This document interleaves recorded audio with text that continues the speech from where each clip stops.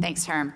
My name is Camilla Schroeder, and I am with the YPO Bluegrass Gold Chapter in Kentucky, and a part of the committee that has helped put this event on. And I can't say enough about how much time Herm has spent doing this, and of course Karen Metcalf, probably in the back somewhere. It's an enormous amount of planning, and they've done a fantastic job, so thanks, Herm. I have the opportunity to introduce our first speaker. Phillip is the author of Fire Them Now, The 7 Lies Digital Marketers Sell, an Amazon bestseller, and one of the masterminds behind the curtain of political marketing. With more than 20 years of political and marketing experience, Stutts has worked with multiple Fortune 200 companies, has over 2 decades of experience working on campaigns with billions of dollars in political ad spend, and contributed to over 1,200 election victories, including hundreds of U.S. House campaigns, dozens of U.S. Senate campaigns, and even 3 U.S. presidential victories. He is the founder and executive chairman of Go Big Media, a political media firm, and the founder and CEO of Win Big Media, a corporate marketing agency. Together, these companies have won more than 30 national awards for marketing and creative content, including Polly's, Reed's, and Goldie's. Stutts has made more than 200 national TV appearances, including ESPN, Fox News, Fox Business, MSNBC, and CNN. He has also appeared on some of the world's most popular podcasts, including Gary Vaynerchuk's The Daily V, The James Altucher Show, The Adam Carolla Show, the Dr. Drew podcast, and Jay Abraham's The Ultimate Entrepreneur. He's been lauded as a marketing genius by Fox Business, the political guru by ESPN, and the Michael Jordan of political marketing by Mike Dillard. Please welcome me in joining Phillip Stutts. Thank you. Come here. Appreciate it. Yeah. All right. Good morning. Y'all hear me? Good. Let's kick the tires on this. Let's light the fires. First thing I'm going to say as we get started is I want to serve you guys today. And so everybody's on their iPads and their iPhones. I'm going to ask you not to do that in the next hour unless you want to take it outside. I'm going to deliver some really cool, interesting content. I'm going to teach you some things about how we run political marketing campaigns and how that can benefit your businesses. And I ask for that respect in return.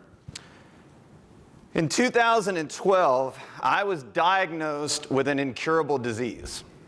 It's a disease called achalasia. Basically, it's an esophageal disease. My esophagus doesn't work. It'll never work the rest of my life. The nerves and the muscles are dead. I was diagnosed in my late 30s. It affects, let's say, 1 out of 100,000 people. Most of those people are in their 70s and 80s. So probably higher odds that I got it in my 30s. I've had 15 major surgeries, 15 minor procedures on my esophagus. I've had 3 major surgeries. Basically, my esophagus looks like an upside-down pom-pom. They've just shredded me.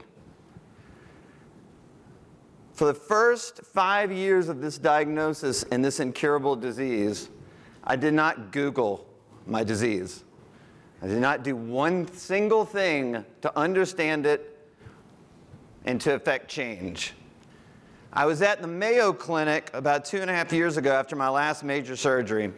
That major surgery, what they did was, sorry to be a little graphic, but they basically pulled my esophagus straight. They cut 25% of my stomach out. That's why I'm nice and skinny.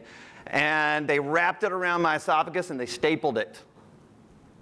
And I'm at this doctor's office for this checkup in the Mayo Clinic.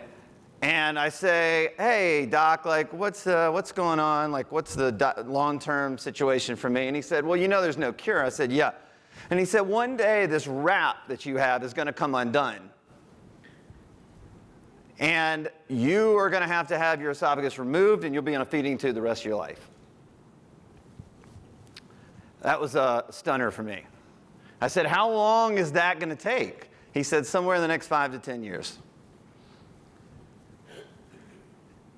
And so I all of a sudden had this major pain in my life.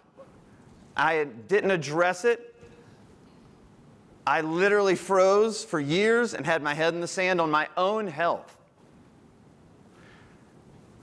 This disruption was coming for me. This massive disruptive moment I didn't know about. And so I looked at the doctor and I said, I don't know if I accept that. And he laughed and he said, Phillip, look, take the medications you've got to take. By the way, those medications have long-term dementia effects, but they work in the short run. And he said, take your medications, we'll see you in 6 months. And he patted me on the back at the Mayo Clinic. And so I was driving home and said, I don't know if I accept this. I got to do something about it. And of course, the ignorance of an entrepreneur is, pretty beautiful sometimes. So I come home and I realized when I finally Googled this disease for the first time ever that I had to get my 2 things in order. One is my diet, because something was causing this disease to happen. And the other was, is there a chance that there would ever be a cure? Within 6 months, I had gotten my diet in order. I got off all my medications. But in the meantime, I couldn't quite figure out the other half. So about 5 months later, I go to this conference, this entrepreneurial conference called the Abundance 360 Conference. If you were here last year, you probably saw Peter Diamandis speak, right? Peter Diamandis runs this conference. And at this conference, he stands on a stage like I am right now, and he says, I want everybody to take out their notebook, and I want them to write down a moonshot. A moonshot being something that people say is impossible that you will make possible. And in that entrepreneurial conference, I write down, I will find a disease, I'll find a cure to this disease in 5 years. That's so ignorant. And I had no idea what that meant. So Peter also says, write down something you'll do immediately following this conference to get you some momentum. And so I decided, okay, I got to figure this out. And I think if I'm to really be honest, there was an enormous amount of shame in me to have this disease. It was something I couldn't control. Shame and fear probably drove me more than anything. I hid from people when I had to eat because I cannot eat without literally chugging water, and it's very difficult for me to eat. So, and I didn't want to do it in front of people, and I was isolated, and anyway, I just felt sorry for myself, no more. And so the first thing I thought is I had to hold myself accountable, and I either needed to be the disruptor or continue to be disrupted, and that was the choice I made. And so I came from that conference and I wrote an article in Inc. magazine. And it's called Embrace the Change That's Coming. And in that article, which came out 2 years ago, I wrote about my moonshot. And that I had to find a cure in 5 years. By the way, rare diseases, no research really behind that.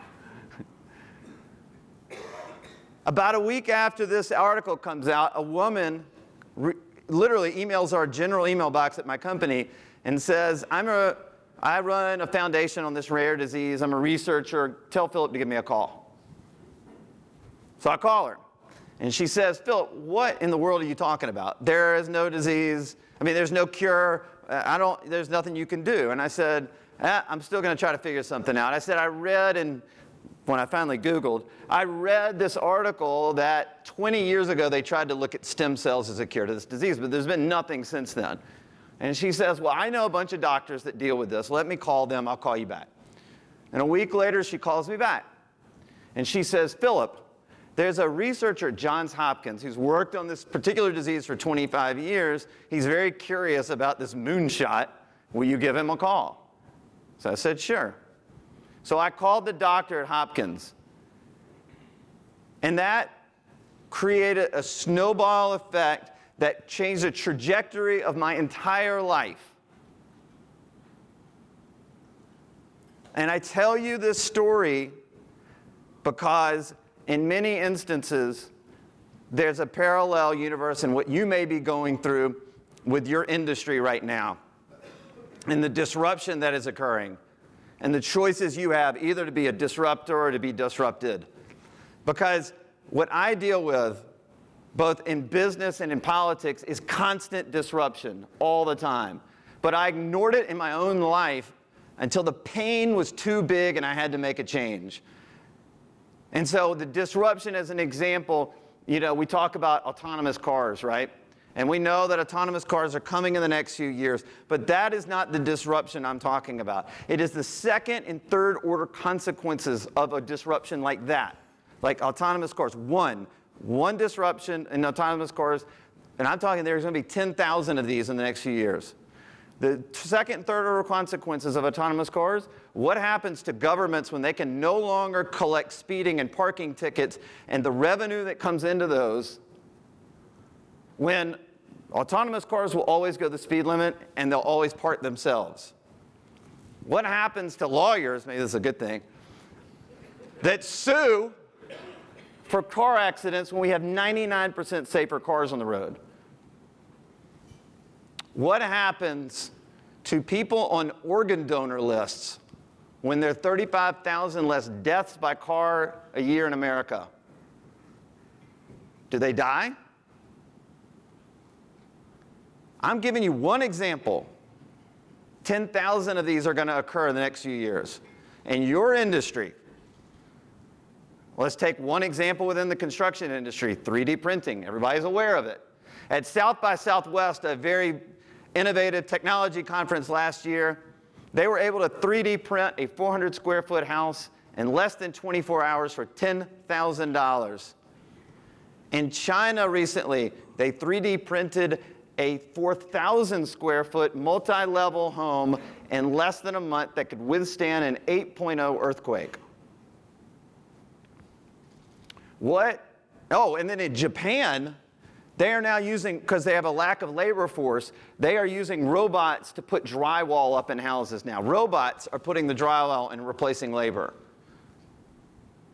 So I live in Hurricane Alley in Florida. What happens to the construction industry when you can 3D print a house that's stronger and can withstand a 5.0 hurricane?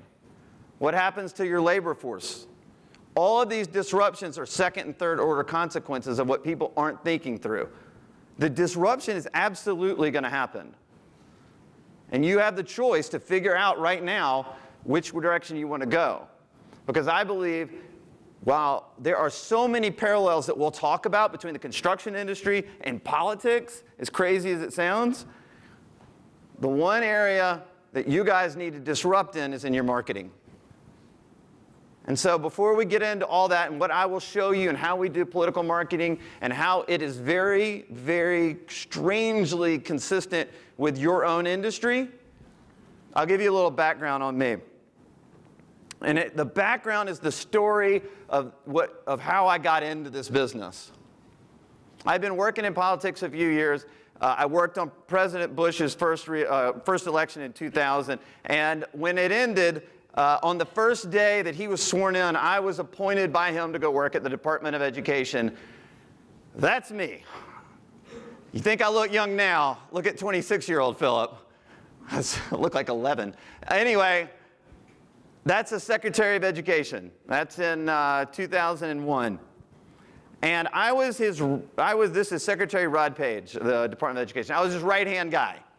I advised him on, he was unfamiliar with Washington. I went with him everywhere, told him, what was going on, what this meant politically, all that stuff. The horrible and great thing about DC is that most of the jobs are ego-based. And this was one for me at 26. And so one day, the secretary looks at me and says, Phillip, I got to go to the White House for a meeting. The president has called me over. It's going to be a West Wing meeting in the Roosevelt Room. I need you to go with me because I don't know what's going on. And we've got all these CEOs from AT&T to Hewlett-Packard. And the president is going to talk about launching this educational plan, this policy called No Child Left Behind. And he wants to talk about how they want to market it and the strategy behind it. And I went with him. And that's the meeting. And there is my ugly mug next to the woman in the red business suit. My wife says that's the best picture of me ever because half my head's cut off. So we're in this meeting, and the president is talking about if we're going to pass this bill, we've got to have a strategy, a marketing strategy. It's got to get out. We got to tell people that he was asking and imploring these CEOs to get out there, to get on TV, to spread the word, to put pressure on Congress to get this thing passed. And I got fascinated by that. because all the jobs I'd had before that were more ego-based, DC-based. So this meeting concludes, and the president says, well, what I'm going to do is I'm going to go to Knoll Elementary School in Washington, D.C., and I am going to read to the kids. But then I'm going to hold a press conference because all the media will be there. It'll be a good visual, and I'm going to lay out my agenda for No Child Left Behind. And he says to Secretary Page, my boss, they were good friends, so he called him Rod, so I'm going to call him Rod. He goes, Rod, come with me and ride with me in the motorcade. So guess who else got to ride in the motorcade? I will tell you, on the bucket list of things you will do in your life, put on there riding in a presidential motorcade. That I was riding in this thing, and literally people were waving to me on the side of the street like I was in a parade. I hadn't done anything. I was just riding. So we go to the elementary school. C-SPAN is there covering it live. There is the picture. Sorry for the graininess. We didn't have a lot of clear pictures at the time. If you look under the letters today, there's half of my mug being spotted. So President reads. We conclude. And we're walking out, and the president and Secretary Page, Rod Page, are walking together down the hallway, and they're walking like this, and I'm like a foot behind them, and it's just the three of us. That's pretty badass for a 26-year-old, right? And the president says, Rod, welcome to D.C. How's everything going? Because we had just been sworn in. It was actually February. It was 18 years ago this month. And Rod Page looks at him and says, some of it's been easy, some of it's been hard. The craziest thing is when you become Secretary of Education, apparently they give you one of these guys. And he points at me. And I thought to myself, man, I'm in an expendable job right now. It may feel good to my ego, but I'm not doing anything of substance. And ultimately, this was going to be a disruptive moment for me. Within a year, I had left the department. I moved to South Dakota. I was running a U.S. Senate race. A year after that, I moved to Louisiana. I ran Bobby Jindal's governor's race. And then the Bush campaign hired me in 2004 on the re-elect to be the first ever get-out-the-vote director for a Republican presidential candidate or campaign. And it was the most innovative campaign that had ever been run in the history of American politics. And the reason we were the greatest at that moment was because we are the first campaign to ever use data to turn out votes. We combined consumer data and political data and formulated how voters thought, how they acted, what they were motivated by. And then we ran all of our marketing to try to figure out to try to run it on those assumptions that we made. And at that moment, it was the greatest campaign that had ever been run. And then 4 years later, Obama came in, and he ran the most innovative marketing political campaign ever. He combined the data with social media. 8 years after that, Trump, the most disruptive force that has ever entered into politics, and his campaign ran the most innovative, disruptive marketing campaign ever. He combined data, social media, and branding. No one had ever done it like that. My point is that we are in an incredibly disruptive moment, and in politics, if we don't win, we're out of business. I often tell business leaders when I sit down with them that in the last 3 years, I've worked with 235 startups, and 196 of them became number one in their market. Politicians. If I lose more than I win, I'm out of business. Every race I work on in politics is on a publicly available database, government database. Everybody, my competitors, everybody knows whether I win or lose. And you better believe if I lose, my legs get cut out from under me by my competitors.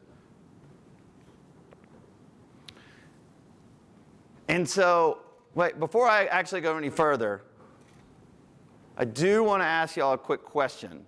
How many people in here have known or worked with someone who has lied, cheated, maybe gone to jail, acted unethically? Please raise your hand. I'm actually curious on this. Oh my God, I'm in a political meeting. We're going to get along great today. We have a lot in common, apparently.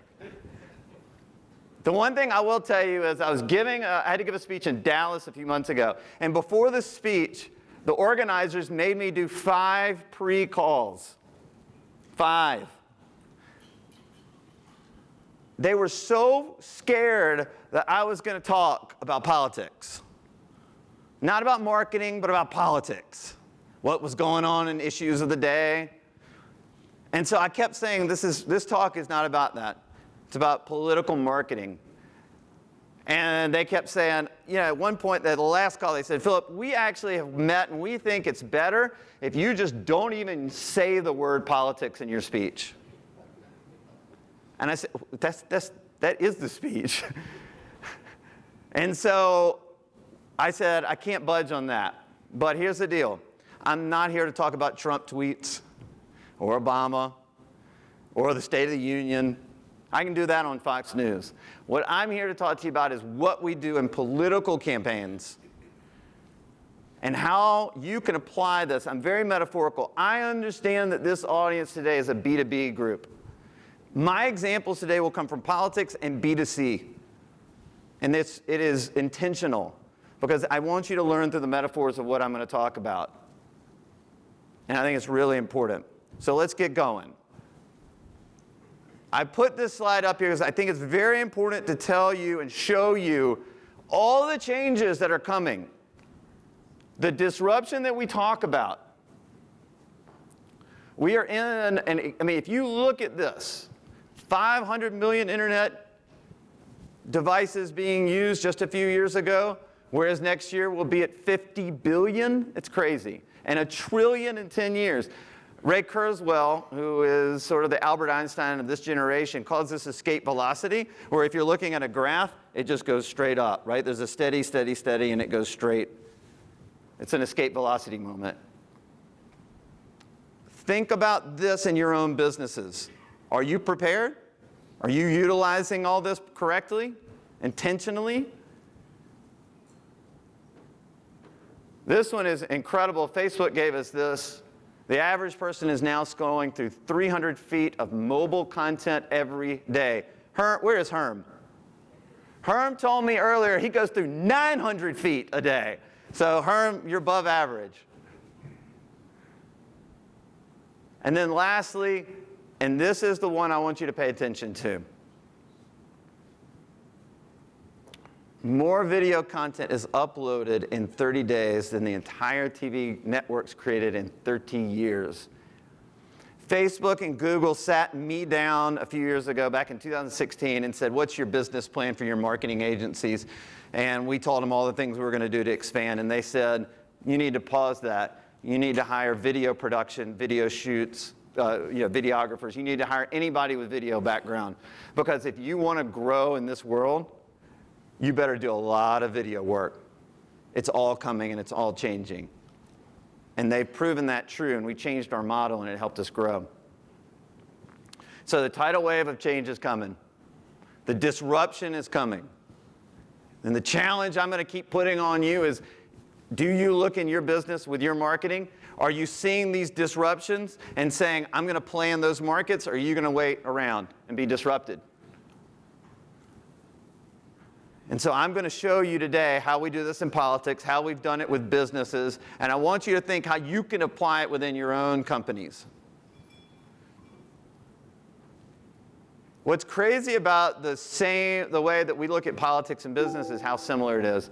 And in the construction industry, it's even crazier and even more similar. Because, and I'm going to talk about this in a little bit, in politics, we have election day. We have a deadline. That's why we have to go so fast. And in the construction world, you got a deadline. You have to go fast. You have to meet deadlines. And in a lot of ways, you innovate in your products and services. But maybe the one neglected area is marketing. And I'm telling you, that's the disruption that's coming in your industry. And the people that get ahead of it are going to win. And that ultimately is the incentives, right? And then the incentives and the way we look at them, we call them the 3 R's. And as crazy as it sounds, it applies to you as well. In politics and in politicians, we run our marketing campaign with the 3 R's. It's reputation. If a politician comes out and decides to run for office, they must have good standing most of the time. They must have a status in their community. And they use that reputation and they leverage it in their relationships. The relationships are 2 forms. One may sound very familiar to you, personal relationships. I would imagine many people in this room have grown their companies, grown their businesses by personal relationships. That's the second R. And in politics, our politicians are knocking on doors, doing town hall meetings, walking in parades, building relationships with voters. And then we also build the relationship in our marketing. We think of ways, everybody sees all these political ads. It's intentional. Think about it, how you do it, or not do it. But with our creative, we try to create videos that build relationships, that make connections. We've done it on the one-on-one side. Maybe you have too. Have you done it on the marketing side? Is your marketing boring? Is it backed by data? Or are you just throwing something up on a website, what I call spraying and praying? The third R, again, it's going to sound really familiar, referral. In politics, we have the reputation, the relationship. And then the relationship is both in how we run our media, our ads to make the connection, and in how they build the relationship personally with the voters. And then they use that, and we use that, to get those voters to get us other voters, to tell their family and friends. I'd imagine in your industry, there's a very close similarity to this. You have to have a great reputation in your business. You have to build tons of relationships where people like you and respect and care for you and know your reputation. And a lot of you get third-party referrals. My question is, are you also using it in the kind of content and the kind of marketing you're using? And if the answer is no, this is the moment to think about it. And then I always say there's one more, and it's speed. And again, you get this because we have election day. I have to think, here's the crazy thing. I've grown our companies in less than 4 years when we created our marketing agencies. We've grown them 22,000%.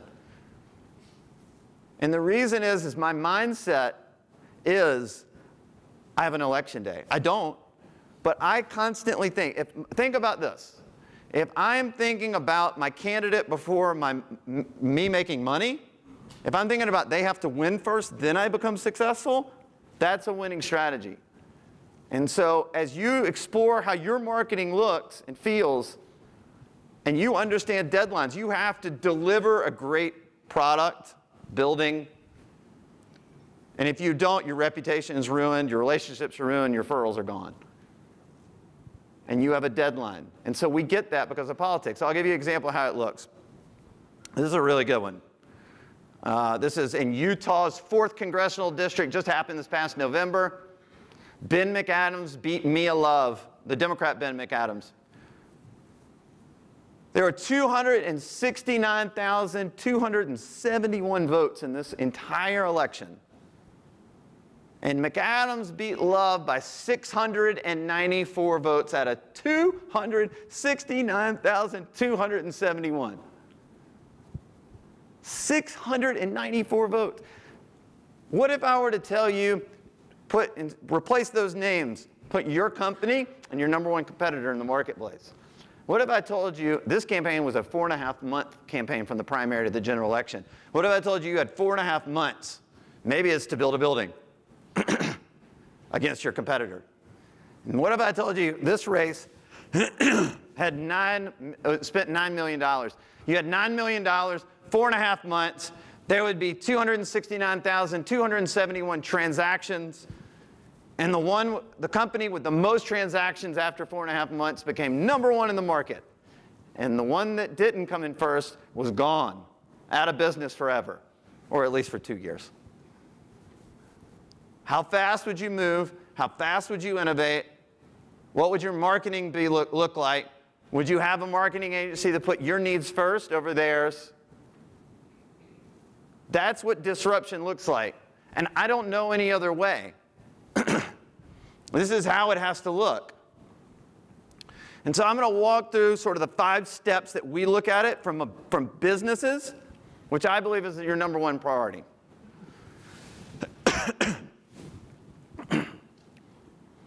My entire focus for you is how do you get into the marketplace and eliminate as much risk as humanly possible? How can you be innovative but do it in a safe way? And so we're going to walk through that. I'm going to show you. These are the 5 steps. I'm really going to focus in on 1 and 2 because I don't have that much time. But the first thing we do is we utilize artificial intelligence, research, data, analytics. My particular company, we have a partnership with the largest AI data analytical company, collection company in America. I expended a ton of money to get those exclusive licensing agreement because all we think about in politics is how do we use data to win voters. And so I decided we had to apply this in the way we looked at corporate marketing. In politics, you always see CNN or Fox News. They'll have a poll up and they'll say, hey, Donald Trump is at 48 approval and he's running against Hillary and it's a neck and neck race. I don't care about those kind of polls. I never think about those kind of polls. What I do is I go with the politician on day 1 that they hire us, and we'll take a poll in that particular state or district or country or in the country, and we'll find out what the voters care about that we have to win over. And then I'll work with the politician and I'll say, tell me the top 10 things you really care about.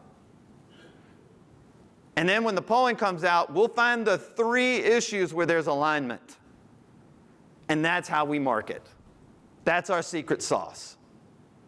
It's not that the politician has to lie about what they believe in. It's that we want to find where there's alignment. Maybe our politician cares about tax policy, but the voters don't. We're not going to talk about tax policy. Maybe the voters care about environmental issues. So does the candidate. But maybe it's ranked 8th on his list instead of 1. Most of the time, that's what we're going to find, and that's how we're going to run our marketing campaign. Because it is about the voter. It is not about the politician. And so when we talk to businesses, when we work with the B2B companies and B2C companies, we implore you must undergo something very similar. And I'm going to show you what it looks like in a second. Then, once you have the data and you understand how the consumer or that client thinks and feels, what drives their purchasing decision, what motivates them, what platforms they're on, that's when we go, all right, let's go build a personal relationship with those people. That can be in the way that we talk to them. And a lot of our B2B clients, we've gone in and rewritten all of their sales scripts.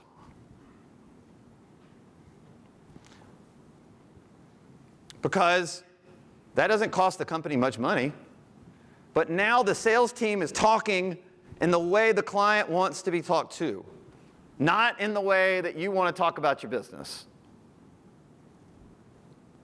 The other thing we do is we create content that resonates with the people. Because ultimately, everybody's going to come back to your website. Ultimately, that is going to happen. And all your website is a resume, and it's a pain in the ass resume. But if your website is not up to date, if it looks junky, if it doesn't have a video on there that resonates with somebody, like your potential client or your clients, that's a notch against you in this day and age. And we get that in politics because all of our videos have to be fast, they have to be funny, they have to be hard-hitting, and we'll get into negative ads in a second. It's actually the really fun part. But everything we do is revolved around that. So we try to build a personal relationship marketing plan versus the creative and with the personal relationships. One of the things that we did recently for our B2B client in the banking space is that their sales teams would have to go to banks to sell a particular product. And I said to them, and I'm going to use language that some of you may not know, but I said to them, I said, well, when your sales team with this new sales pitch goes, have you geofenced the building? And they said, well, what's that? I can, any marketer can, they can drop an ad on a building. I can drop an ad on this hotel. So when you're on your phone, when you have to walk out because you're not allowed to use it while I'm talking, that ad can be shown in front of them. And it's not anywhere else in Chicago. So for that sales team, we're dropping ads on the building 1 week before their sales team goes in and 1 week after. And then their sales team comes in with the same message that their ads say. How much does that reinforcement help? 20% increase in sales. That's what it is. That's how important this is. Maybe you're doing great, or maybe you're leaving 20% on the table. And then we create the foundation. That's what I'm talking about. Creating the plan, creating the content, creating the scripts, creating everything possible to get everything in order, and then we test it. And a lot of our sales teams will go out and they'll test these new languages and these what all the data told us that these people like. We'll test that. And then we'll find 2 or 3 points that it crushes every time they go out. Or in our marketing, we'll test ads with different messages based on what the data tells us. And we'll usually test 5 to 10 concepts. Usually we find 2 to 3 that are just crazy. And then that's when we go to the companies and say, let's launch a marketing campaign. Do you see how I eliminated risk? I use data. I'm trying to build relationships.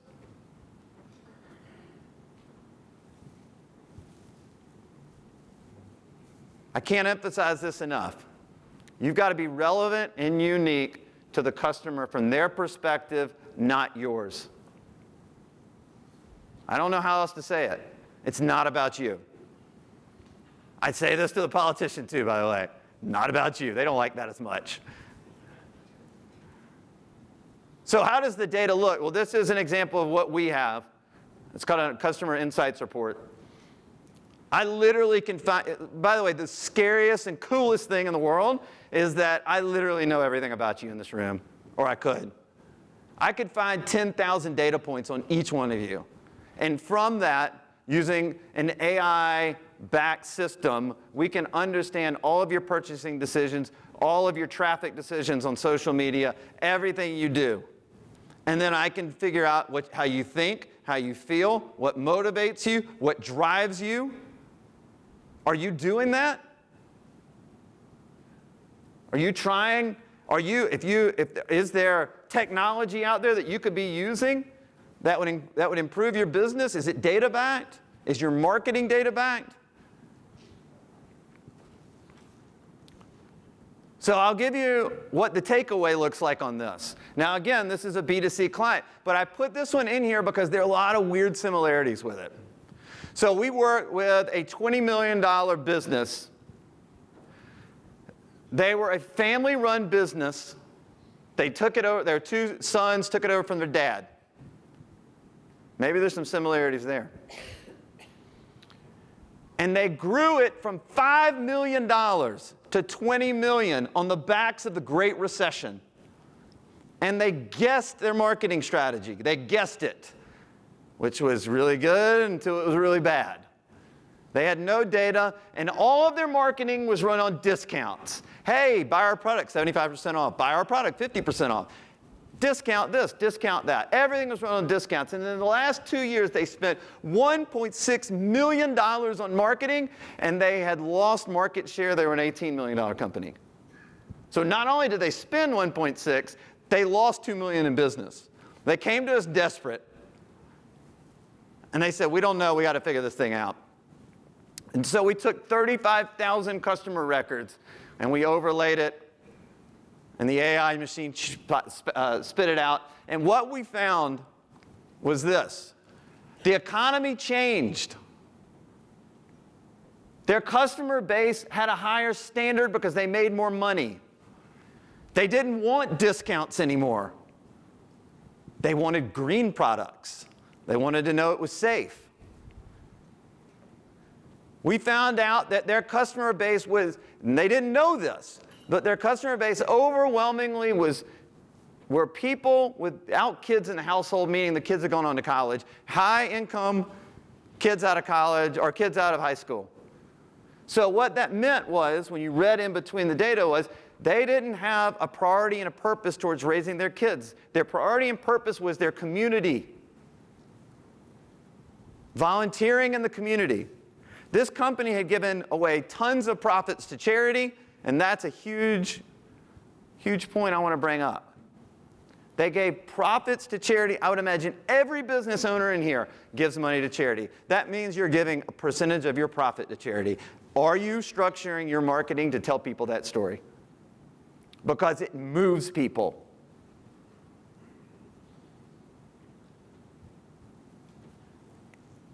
And the last thing we found in this data was that instead of discounts, what we found was discounts were viewed as cheap. The reason they lost business was discounts were cheap. But this customer base is now bundling a lot of things like cable, internet, phone. They looked at bundling as a way to save money, and it's a higher standard. That's what the data told us. So we restructured their marketing plan. We started putting together the family story. We started touting the green products they had. We started bundling the products they had. We've grown this company 20% in 6 months because the data told us this. And then we were able to take that, build a strategy, tell the family story that built the relationship. We were able to test all the concepts, figure out what bundles worked, what didn't, and then we launched. And we've grown this company and put them on a trajectory that they didn't think was possible. I like to do this. I'm going to tell you a story about a company that really screwed it up. So this will be fun. How many people, raise your hand, have heard of the company Bodega in here? Anybody? Wow, this is awesome. Fantastic. Bodega was born out of Silicon Valley. 2 Google guys got tons of VC funding, millions and millions of dollars, and the concept was this. They wanted to put a drugstore kiosk in big city apartment buildings to serve millennials, because God help us that millennials have to walk a block to the drugstore. It's actually a pretty cool concept. And the guys had the right premise. We should go out and do some research before we launched the company. So this is what they did. They researched Hispanics. And they did focus groups with Hispanics, and they said to the Hispanics, are you offended by the name Bodega? By the way, Bodega, corner grocery store, right? That's the translation. You know what the Hispanics said?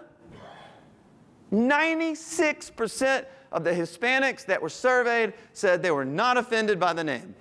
96. In this day and age of everybody being offended by everything, 96 said not offended. That's what we call our grocery stores. So the company launched, except they screwed up. They didn't find out what the millennials thought.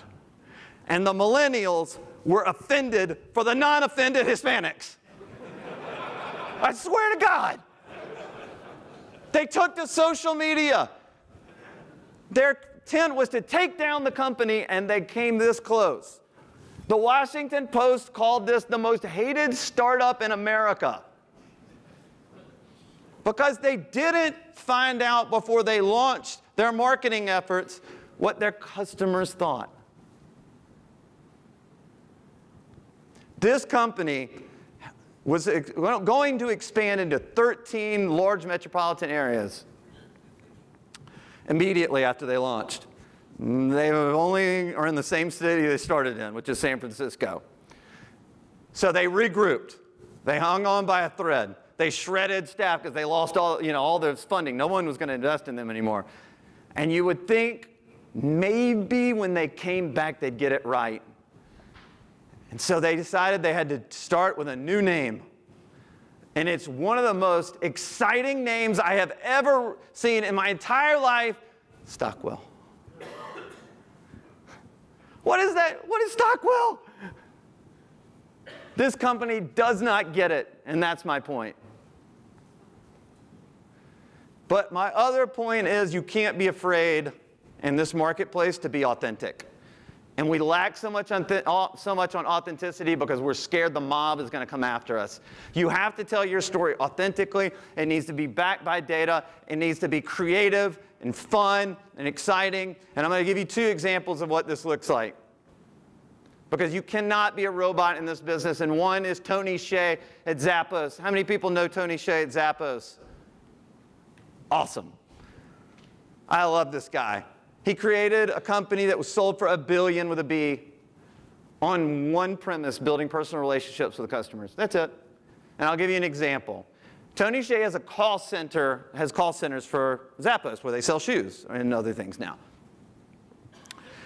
Their operators, the average telephone operator for a company has 110% turnover rate. At Zappos, they have 8% turnover rate. Why? Why is it that drastic? Well, it's because he trains his entire company to build relationships with customers, not make sales on the phone. You don't get an automation system. You don't get an operator overseas. And they're not trying to sell the shoes. They're only trying to build a relationship. Crazy. So what does that mean? Well, they have a 75% repurchase rate based on their call centers. 75. Because all their operators are doing is trying to build personal relationships. This is a political ad that I'll tell you about.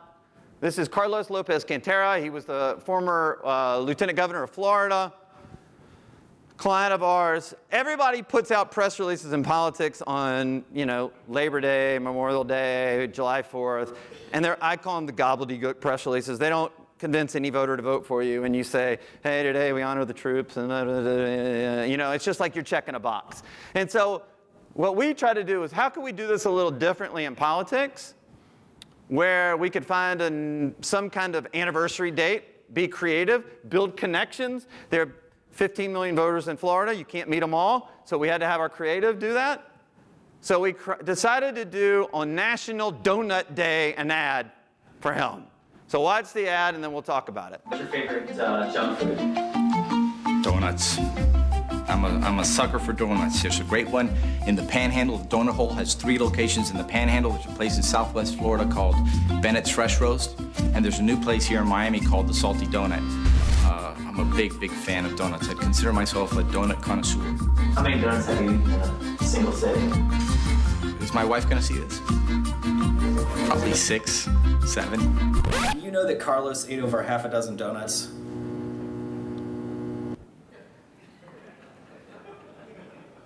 All right, why did that ad resonate? Because every male in here has seen that look on their wife's face.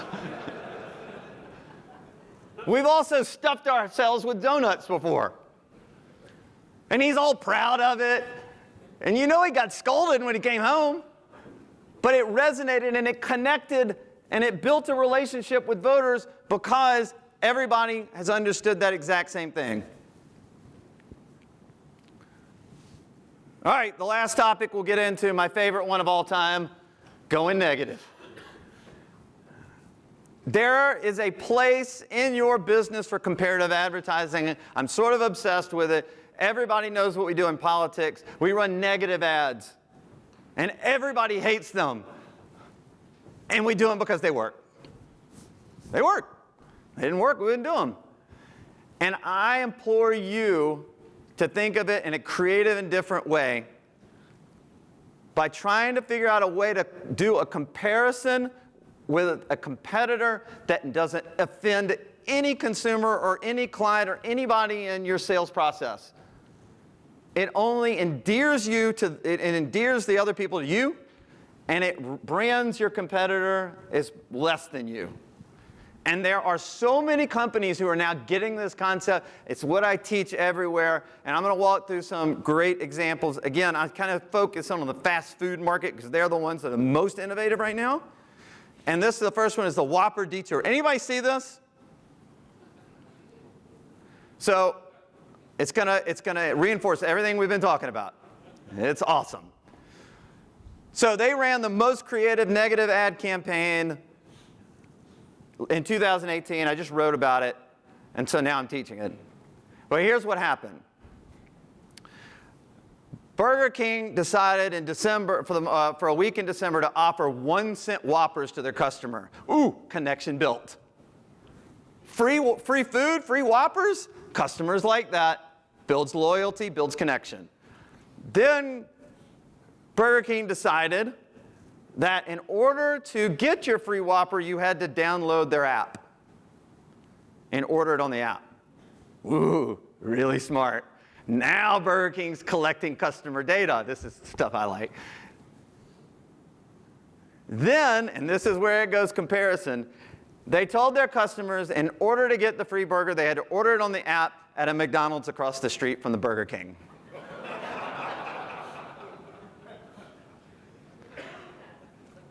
Is anybody offended by that? No. Is it funny? Yes, everybody in this room laughed. Get my point? This 1-week marketing campaign, 1 week, generated 8 figures in free advertising. USA Today, Yahoo, Bloomberg, CNBC, everybody did stories on this. And the stories all said the same thing. McDonald's just got punked. The news outlets told the story. They're the ones who said McDonald's sucks. Burger King is really smart. So I'll show you the ad that they had. This is one of them. Sorry, I'm just trying to get my Whopper. Have you heard about the crazy Whopper deal? Yeah, everybody's been asking, but we never heard of it, ever. Can you do a Whopper Jr.? They probably can make that. It wouldn't be as good as Burger King would, to be honest with you. Oh, that's Burger King. This is McDonald's, sweetie. Well, I pushed on here, and it said order a Whopper for a penny at McDonald's. That's a lie. That's a fake thing.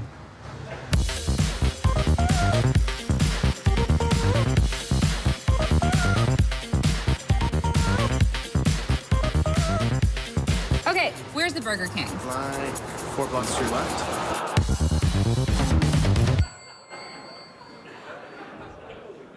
I understand this is fast food and it's a B2C, but I implore you to think about this. There are ways to do this. And there are ways to do it that can be funny and innovative and leave your competition in the dust. And if you're facing disruption, you need to think differently. I'll give you, let me take a step back. Here's what will happen if you actually did this. Because I'm going to tell you the stages that your competition is going to go through. I call it it's like the 5 stages of grief. Now, this is what's going to happen. And by the way, it's the exact same process in politics. When a negative ad is run on my candidate, this is the same process. There is always this shock where you go, what is that? Like if you're the competition, right? And you just got hit in the face. They laugh it off, they dismiss it. And then the second stage is they sort of freeze. What is this? Right? And then the third is my favorite. They flail. Yeah, we got to hold some meetings. We need to write some memos. What are we going to do? And then there comes this acceptance stage. And then they take action. And usually their action is such an overreaction, and they don't know how to do it correctly, and they don't do it smartly, and they screw it up. The greatest example of this all time is the Pepsi challenge from the 80s, y'all may remember, and it almost bankrupted Coke. So Coke came out, and their response in this process, which took 4 years for them to respond, and they created new Coke. This is what happens. In politics, this process plays out 4 to 8 days.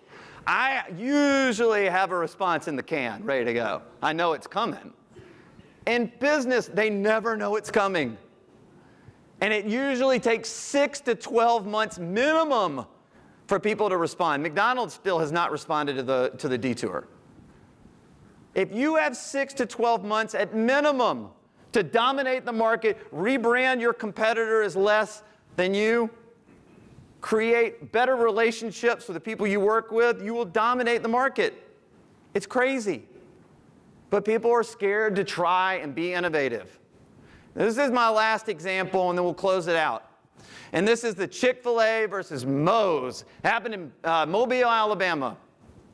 Now, this is where two competitors came together to go negative on each other and trick everybody and get hundreds of thousands of dollars in free advertising. Okay, here's what happened. The Chick-fil-A and the Moe'S are across the street from each other, and they have billboards. So one day, Chick-fil-A puts up a billboard that says, "Try our new smokehouse sandwich, limited time only, LTO, closed Sundays." Moe'S, across the street, the barbecue place is like, what the hell? So they put up their own billboard.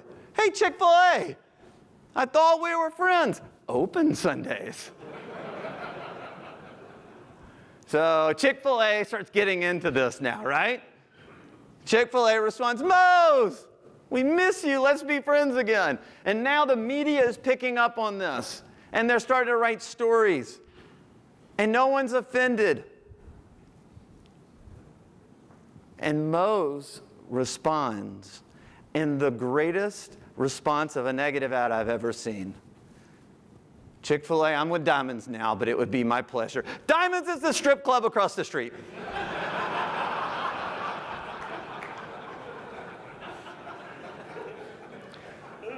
My point is this: in an age where everybody's offended by everything, Moe'S didn't care in Mobile, Alabama to put a strip club on their website or their billboard because it was funny and it was authentic and it was who they are.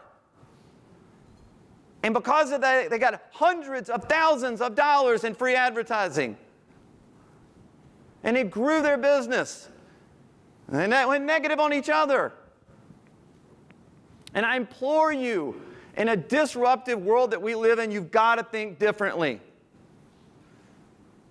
This is a slide I stole from Peter Diamandis. You may have seen it last year, but I think it is powerful beyond words.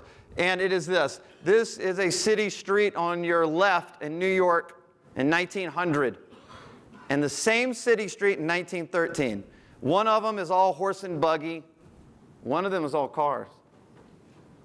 And we are in that moment right now. Whether you want to think about it or not, whether you have your head in the sand or not. And I get it, because I've done this. I've had my head in the sand. And I put this quote up because it's an interesting quote. This is Ryan Holiday. He wrote a book called Conspiracy. It was about how Peter Thiel, the famous venture capitalist, was outed by the website Gawker for being gay, and he decided he was going to fight back. And what he did was he funded Hulk Hogan's lawsuit. Remember the Hulk Hogan lawsuit? And he funded it and bankrupted Gawker and took him out of business. And this was the mindset of Peter Thiel when people said he couldn't do what he wanted to do.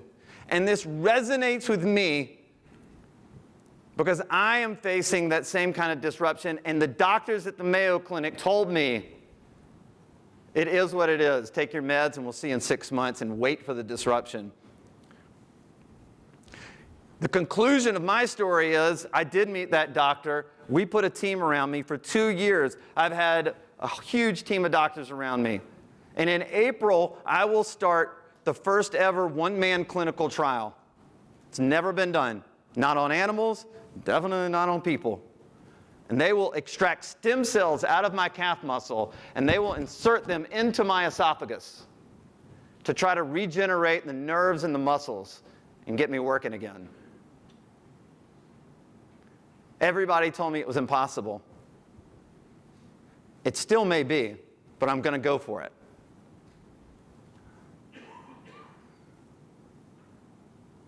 And for years, I stuck my head in the sand and did nothing until the pain was too big and I finally took action. And if I can leave you with anything today, Don't let the pain be too big in what you've got to do with your own business.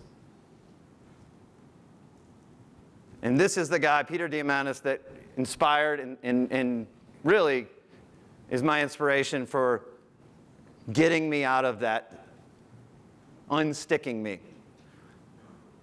So my question back to you is, how many marketing launches or campaigns or strategies do you need to run in the next 5 to 10 years? You know, at Chick-Fil-A, you know, they have this ad, eat more chicken, right? Actually, it's a negative ad. They use a cow to like save my life, eat more chicken. It's kind of funny. They turned it around on themselves. That campaign has run for 25 years. The Aflac duck has run for 19 years. The reason I talk about data is because you have 1, maybe 2 chances to get it right. How many do you want to run? How much money do you have to spend to screw up, to do it wrong, to put content out that no one cares about? That's the question you need to ask yourself. Which leads to my last story. So a couple years ago, I was going on Fox Business one morning on the Maria Bartiromo show, Mornings with Maria. It starts at 6 a.m. And typically the night before, they will send the topics that I'm going to talk about or be interviewed on. And the night before, they didn't send me anything. So I show up at the Fox News studios in New York, and I go to the green room, and I'm freaking out because I got to go on live TV, and if you screw up on live TV, you know, it's all over. And I'm like, what do I talk about? About 5 minutes before we go on the air, it's like 5:55 a.m., the producer comes in and says, Mr. Stutts, I'm so sorry. Look, we've had a shuffle. Things have gone on today, but here's the deal. Actually, we're not interviewing you this morning. I'm like, great. And they said, you're going to co-host. A co-host? Oh, yeah. We're just going to throw you in the chair. And the first block is Jim Rogers, the famed investor. And we're going to talk about the Greece bailout. And in the second block, it's going to be Jeff Sessions and marijuana. The third block is going to be, we're going to interview a general in Syria. And the fourth block, we're going to talk about something that some governor in Wisconsin is going to, has been running on or talking about. And in that moment, I've always been interviewed. I've never interviewed other people. And they throw me in the chair. And I'm looking at the clock above the camera, and I see the countdown. And the countdown is at like 15 seconds. And the producer comes in my ear, and he says, Phillip, can you hear me? Yeah. All right. Whatever you do, make your questions good. And I'm looking at this, and the clock's going, and it's 10, 9, 8, and he's like, first up is going to be Jim Rogers. Really, don't screw this up. It's 7, 6, 5. Maria Bartiromo was out that day with Sandra Smith. Sandra looks over, and she's got her earpiece in, and she starts yelling at the producer, I'm not going to talk about this. I'm not going to talk. And then I'm like, what the hell is going on? And I can't figure this out. It's 3, and it's 2, and it's 1. And I said, this is my moment.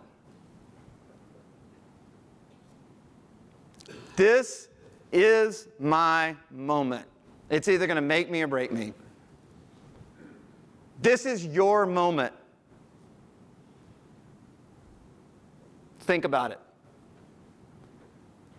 I'm honored to be here today. And if for some reason you think, I do want to change, I do want to disrupt, I do want to take the right steps, I'm not sure how to get it going, what I wanted to do was offer you something for free. And that is, we have created this 5-minute marketing audit. We've done over 250 in the last year. The ones that have implemented what we said have grown their business just in what we found by 50%. They did not have to hire us. This is free. It's a 5-minute marketing audit. My team will spend 2 or 3 business days poring over your publicly available digital marketing footprint, your website, your marketing campaigns, and emails you send out. We'll find it all. We'll put together a 7 to 9 page report on what's working and what you can improve. And there's one more thing. After we do that, we will do a 30-minute consultation call for free. So if you're stuck, you don't know how to get out, that's an offer for you guys. Thank you so much for your time today. I'm really honored to be here. And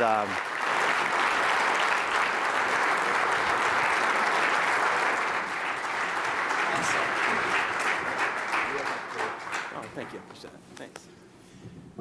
So, Philip's got to get off. He's taking a flight to Paris and with his wife this afternoon, and he's got to get back down to Dallas to catch that flight. So, we're really fortunate to get him here today. So, thanks again.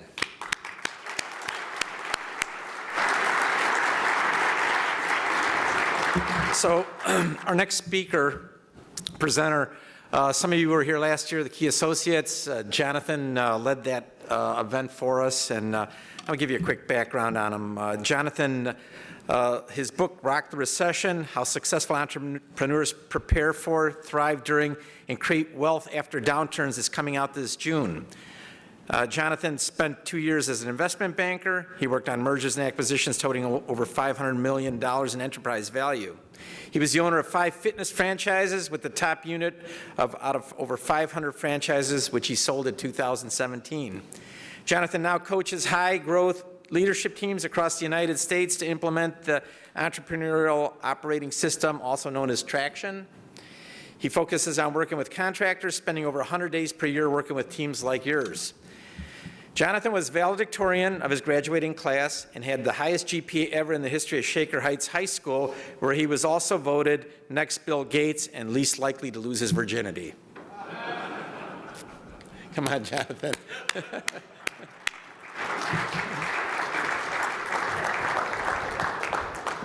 fun. Thanks, sir. All right, they were listening.